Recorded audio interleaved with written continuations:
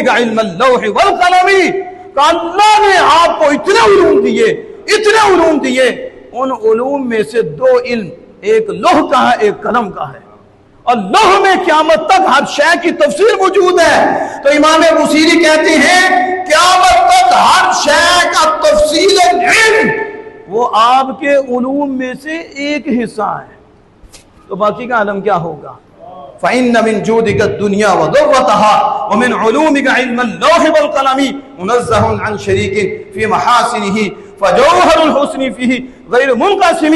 اعلیٰ حضرت بولے، آپ فرماتے ہیں سنو، امام بصیری حضور کی شان بیان کرتے ہوئے فرماتے ہیں کہ میرے آقا دو جہاں صلی اللہ علیہ وسلم کی کسی خوبی میں حضور کا کوئی شریک نہیں ہے، حضور کے کسی کمال میں حضور کا کوئی شریک نہیں ہے، حضور کا کوئی ہم پلہ نہیں ہے، ہم سر نہیں ہے۔ دلیل کیا ہے؟ کہتے ہیں دلیل یہ ہے فجوہر الحسن فیہ غیر منقسم، حضور حسن کے جوہر ہے، جوہر ہوتے ہی وہ ہے جس کے ٹوٹے ہوتے ہی نہیں، جوہر ہوتے ہی وہ ہے جس کے حصے ہوتے ہی نہیں۔ جب حصے ہوں گے تو تقسیم ہوگی، تو جس چیز کے حصے ہوتے ہی نہیں وہ جوہر ہوتا ہے، تو کہا جوہر یہ جز کو قبول ہی نہیں کرتا، یہ حصے کو قبول ہی نہیں کرتا۔ اللہ نے اپنے محبوب کا ثانی رکھا ہی نہیں کسی کمال میں، کسی خوبی میں۔ تو اعلیٰ حضرت امام علیہ السلام یہ جملہ کہتے ہیں، آپ کہتے ہیں ایک ہے توحید خدائی، ایک ہے توحید مصطفائی، ایک ہے توحید خدائی، ایک ہے توحید مصطفائی۔ توحید خدائی کیا ہے؟ وہ خدا ہونے میں یکتا ہے، وہ ذات میں یکتا ہے، وہ اپنے اوصاف میں یکتا ہے، وہ اپنے افعال میں یکتا ہے، وہ اپنے احکام میں یکتا ہے۔ اور کہا وہ رب ہونے میں یکتا، وہ خدا ہونے میں یکتا، وہ ذات ہونے میں یکتا، وہ افعال میں یکتا، وہ اوصاف میں یکتا۔ یوں ہی میرے آقا بھی نبیوں میں ذات کے اعتبار سے بھی یکتا ہے، اوصاف کے اعتبار سے بھی یکتا ہے، حضور افعال کے اعتبار سے بھی یکتا ہے، حضور اسماء کے اعتبار سے بھی یکتا ہے۔ وہ بھی یکتا ہے، یہ بھی یکتا ہے، وہ خدا ہونے میں لا شریک ہے، یہ مصطفیٰ ہونے میں لا شریک ہے۔ اللہ اکبر یا رسول اللہ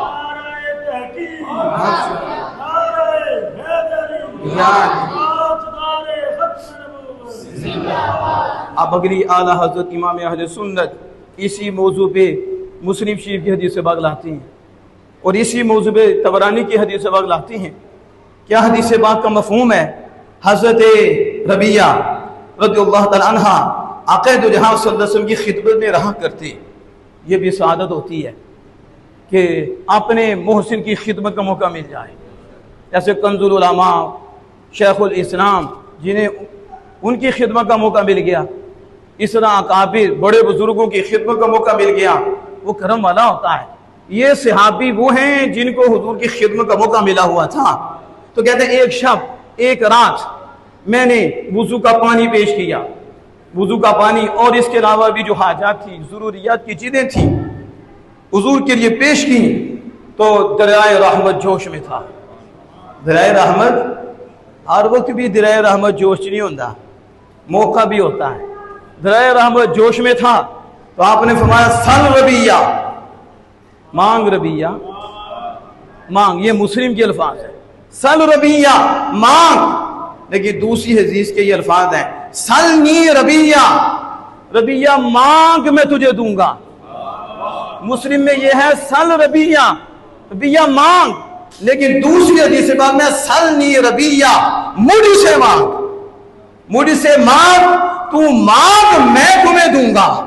اب صحابی کا بھی عقیدہ دیکھو نا کیسا عقیدہ ہے، صحابی ہیں نا، وہ ابھی تو نہیں نا، صحابی ہیں۔ انہوں نے کیا کہا؟ یہ تو نہیں کہا یا رسول اللہ ہم تو توحید پرست ہیں، آپ سے مانگیں، ہم رب سے مانگیں گے۔ لیکن صحابہ کو بھی پتا ہے کہ توحید کہتے ہی اسے ہے، اور توحید کسے کہتے ہیں؟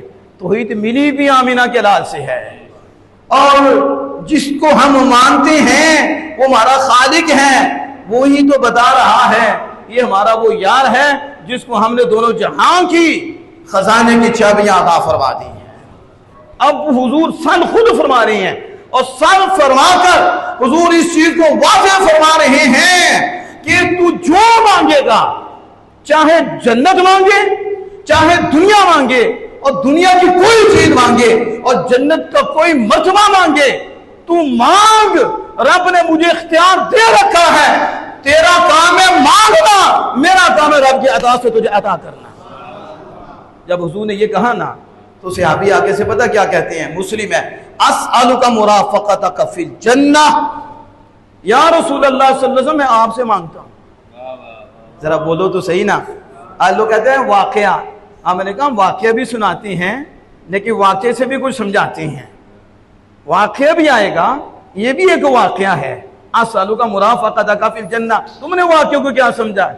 حضور نے خود واقعے بیان کیے، یہ حدیث مصطفیٰ، قرآن، کتنے واقعات قرآن نے بیان کیے، حضور نے بیان کیے، یہ بھی ایک واقعہ ہے جو صحابی رسول سے ہوا۔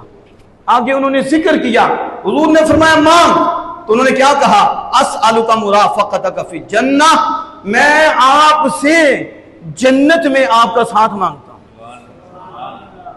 صحابی کا عقیدہ کیا ہے؟ حضور جنت بھی دیتے ہیں، اللہ نے اختیار دے رکھا ہے، چاہے تو جنت میں ساتھ بھی عطا فرمائے۔ اسألک مرافقتک فی الجنہ، میں جنت میں آپ سے آپ کی رفاقت مانگتا ہوں۔ تو نبی اکرم صلی اللہ علیہ وسلم نے فرمایا آو غیر ذالک، اور بھی مانگ لے، اس کے علاوہ بھی مانگ، آو غیر ذالک، اس کے علاوہ بھی مانگ۔ انہوں نے کہا فہو ذاک، انہوں نے کہا یا رسول اللہ بس یہی، میری مراد یہی ہے، تجھ کو تجھی سے مانگ کر اچھا لگا، مانگتا تیرا۔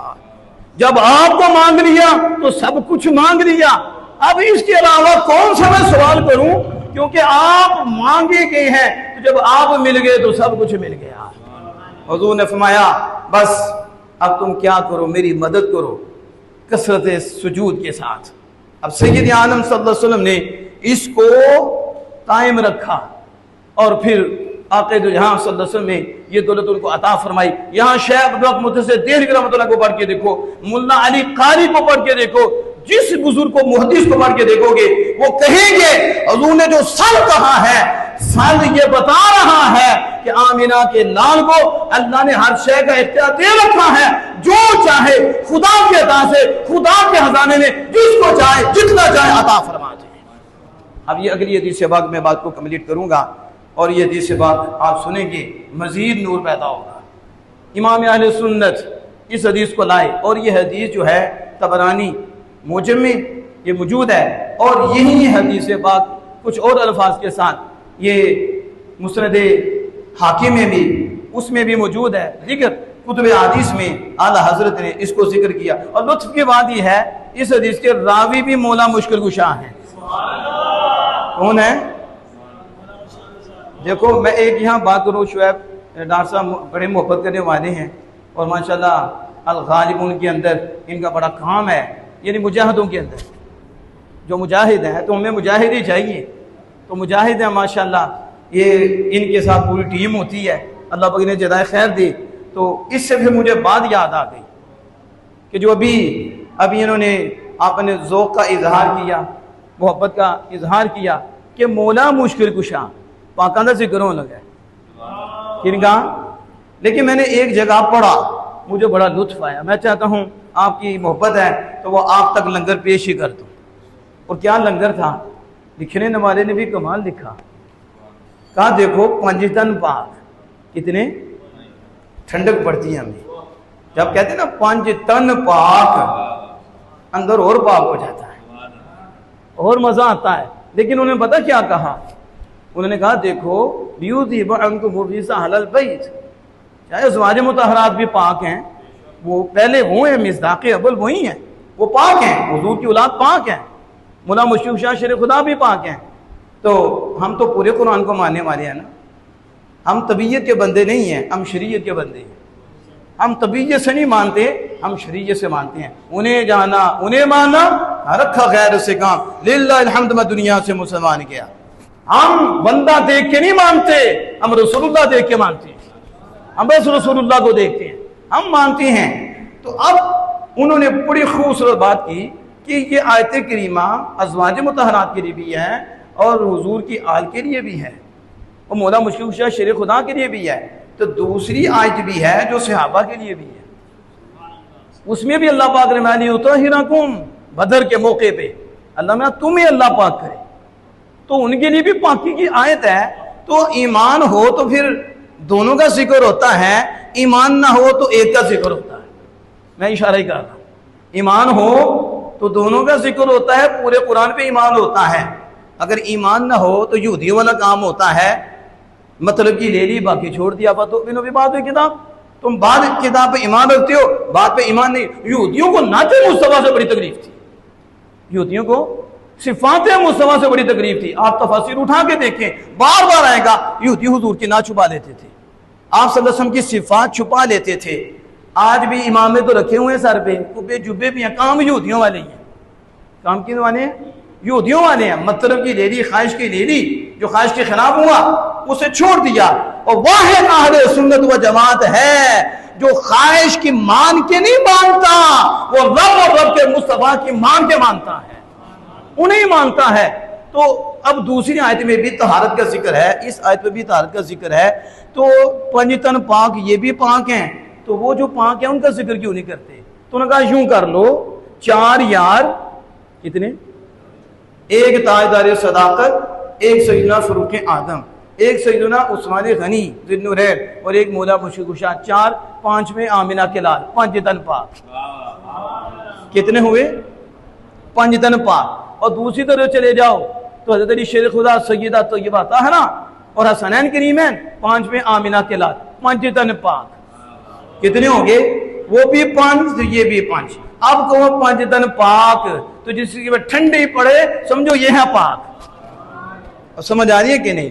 میں اصلی طرح سے بات آئی ہے کہ ہمارا عقیدہ یہ ہے جدا پنجتن نال پیار نہیں, وہ دے کلمے دا کوئی اون شیر پڑھو, وہ دے کلمے دا کوئی اعتبار نہیں جنہوں 4 یارہ نال پیار نہیں.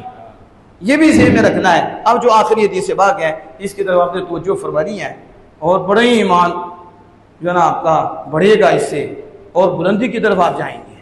سید عالم صلی اللہ علیہ وسلم کی بارگاہ میں ایک عربی آیا, دیہاتی آیا, تو اس نے سوال کیا. شیر خدا فرماتے ہیں میرے آقا دو جہاں صلی اللہ علیہ وسلم کا یہ طریقہ تھا, اور حضور صلی اللہ علیہ وسلم کی یہ عادت تھی کہ جب آپ نے دینا نہیں ہوتا تھا نا تو آپ خاموش ہو جاتے تھے. جب کوئی سوال کرتا نا, آپ کو سوال پسند نہ آتا تو آپ خاموش ہو جاتے, لا نہیں کرتے تھے. آپ یہ نہیں کہتے تھے کہ نہیں کرتے تھے. اور جب حضور صلی اللہ علیہ وسلم نے دینا ہوتا تھا اور آپ کو وہ منظور ہوتا تھا تو آپ نعم کرتے تھے, آپ کہتے تھے ہاں. یہ آپ کی عادت تھی. اس لیے حضرت نے کہا واہ کیا جود و کرم ہے شاہ بطحا تیرا, واہ کیا جود و کرم ہے شاہ بطحا تیرا, نہیں سنتا ہی نہیں مانگنے والا تیرا. اعلیٰ حضرت کو پڑھتے جاؤ اور حدیث پاک سامنے رکھتے جاؤ, اعلیٰ حضرت کو پڑھتے جاؤ, قرآن سامنے رکھتے جاؤ. قرآن کا ترجمہ ہوگا شعر اعلیٰ حضرت کا ہوگا, حدیث کا ترجمہ ہوگا شعر اعلیٰ حضرت کا ہوگا, اہل سنت کا موقف ہوگا, عقیدہ ہمارا ہوگا شعر اعلیٰ حضرت کا ہوگا. یہ نہیں ہے کہ بھنگ پی کے شعر کرنا لے, ٹھیک ہے, پوٹھیاں پی کے شعر لکھنے والے, کسی کو عرش پہ پہنچانے والے, کسی کو فرش پہ رکھنے والے. یہ نہیں, یہ امام اہل سنت ہیں, مجدد دین و ملت ہیں, جن کا آج ذکر خیر کرنے کے لیے ہم اکٹھے ہوئے ہیں. آپ فرماتے ہیں کہ حضرت علی شیر خدا راوی ہیں, دیہاتی آ گیا اور اس نے سید عالم صلی اللہ علیہ وسلم سے سوال کیا. آقا دو جہاں صلی اللہ علیہ وسلم نے جواب نہیں دیا, خاموش رہے. اس نے دوبارہ سوال کر دیا, آپ خاموش رہے, جواب نہیں دیا. اس نے 12 سوال کر دیا. جب 30 مرتبہ اس نے سوال کیا تو آپ صلی اللہ علیہ وسلم نے نہ چاہتے ہوئے اور ناپسندگی کا اظہار کرتے ہوئے اسے پھر جواب دیا, یعنی ڈانٹ ٹپٹ کے طور پر. آپ صلی اللہ علیہ وسلم نے اسے کیا کہا, سل ما شئتا. کیا فرمایا؟ سل ما شئتا یا عربی. آپ فرمایا اے دیہاتی, مانگ جو چاہتا ہے, مانگ جو چاہتا ہے. شیر خدا کہتے ہیں میں بھی وہاں تھا اور صحابہ بھی وہاں تھے, میں اکیلا نہیں تھا. جب رسول اللہ صلی اللہ علیہ وسلم نے جرت کے طریقے پر اسے ڈانٹ کے جب کہا نا سل ما شئتا, کہتے ہیں ہم پہ رشک طاری ہوا, غبطنا, ہم پہ رشک طاری ہوا کہ اب جو یہ ہے الان یسأل الجنہ. رسول اللہ صلی اللہ علیہ وسلم نے اسے مطلقاً کہہ دیا ہے, جو چاہے مانگ. مطلب یہ ہے شیر خدا بھی موجود ہیں، صحابہ بھی موجود ہیں. اس لیے میں کہتا ہوں سنی تمہیں مبارک ہو، تیرا عقیدہ وہ ہے جو صحابہ کا عقیدہ ہے، تیرا وہ عقیدہ ہے. تو اختیار مانتا ہے تو مرضی سے نہیں مانتا. صحابہ نے بھی مانا ہے اور آمینہ کے لال صلی اللہ تعالی علیہ وآلہ وسلم نے کر کے بھی دکھایا ہے. حضرت علی فرما رہے ہیں ہم صحابہ نے غبط کیا، رشک کیا، اور ہم نے اپنے دل میں یہ خیال کیا اور سوچا اب جنت مانگے گا. پتا چلا شیر خدا نے بھی صحابہ نے بھی حضور کے اس فرمان سے سر معاشرہ دونوں جہاں کا اختیار سمجھا ہے. کیا سمجھا ہے؟ یہ امام علیہ السلام جو سمجھا رہے ہیں. وگرنہ جنت کی بات کہاں سے آئی؟ پھر معاشرہ میں کہاں لکھا ہے جنت ہے؟ معاشرہ میں تو دنیا کی دولت بھی ہو سکتی ہے. ماں عام ہے. کون سی رسول اللہ صلی اللہ علیہ وسلم نے وضاحت کی ہے کہ فنا فنا جو عربی پڑھتا ہے اسے پتہ ہے کہ ماں اتنا عام ہوتا ہے کہ اس کے اندر ساری چیزیں آ جاتی ہیں، اتنا اس کا عموم ہوتا ہے. لیکن صحابہ اس عموم کی وضاحت خود کر رہے ہیں کہ ہمیں رشک ہوا، اس بات پہ ہوا کہ الآن یسأل الجنہ، اب رسول اللہ سے جنت مانگے گا کیونکہ حضور نے اسے کلی اختیار دے دیا ہے، جو چاہے مانگے. یا میں ٹھہرتے ہوئے ایک بات کرتے چلوں. آج ہمارے ہاں یہ بھی ہوتا ہے کہ بات ایسا بیان کرتی ہیں، وہ کہتے ہیں جنت کو طلب نہیں کرنا چاہیے تو جنت نہ مانگی. وہ کہتے ہیں صوفیہ جنت کو طلب نہیں کرتے، تو یہ صحابہ صوفی نہیں تو پھر کون صوفی ہے؟ اور شیر خدا کہہ رہی ہیں کہ اب جنت کا سوال کرتا پتہ چلا یہ خواہش شیر خدا کی بھی ہے، یہ خواہش صحابہ کی بھی ہے. جنت کی طلب پوری نہیں، جنت کی طلب کے جو رب ہمیں حکم دے رہا ہے کہ جنت مانگو، جنت کے لیے تیاری کرو، اس جنت کے لیے جس کی چوڑائی زمین و آسمان ہے، اس جنت کے لیے تیاری کرو. وہی جنت ہے جس میں تمہیں میرا دیدار نصیب ہوگا، وہی جنت ہے جہاں آمینہ کے لال ٹھہریں گے. یسأل الجنہ، یہ جنت مانگے گا. لیکن اسے کیا مانگا؟ اس نے کہا مجھے سواری کا ایک اونٹ چاہیے، سواری کا ایک اونٹ چاہیے، اور اس کے ساتھ پھر اس کو چڑھوانے والا بھی چاہیے. دو چیزیں مجھے چاہیے، زاد راہ چاہیے، یعنی سواری کا اونٹ بھی چاہیے، ساتھ اس کا کھانا پینا بھی یہ بھی چاہیے. آپ ہمایا دے دیا. اس نے کہا زاد راہ بھی چاہیے، کہا یہ بھی دے دیا. دیکھا آنا حضرت وہاں کیا جود و کرم ہے. شاہ بتہا تیرا نہیں سنتا ہی نہیں، مانگنے والا تیرا. اس نے کہا سواری کا اونٹ چاہیے، کہا مل گیا. اس نے کہا زاد راہ چاہیے، کہا دے دیا. پھر حضور نے فرمایا تیرے سوال میں اور بنی اسرائیل کی بوڑیا کے سوال میں فرق ہے. تیرے سوال میں فرق ہے اور بنی اسرائیل کی بوڑیا کے سوال میں فرق ہے. اور اس فرق کو رسول اللہ صلی اللہ علیہ وسلم نے خود واضح فرمایا. آپ نے خود ذکر فرمایا جب موسیٰ کلیم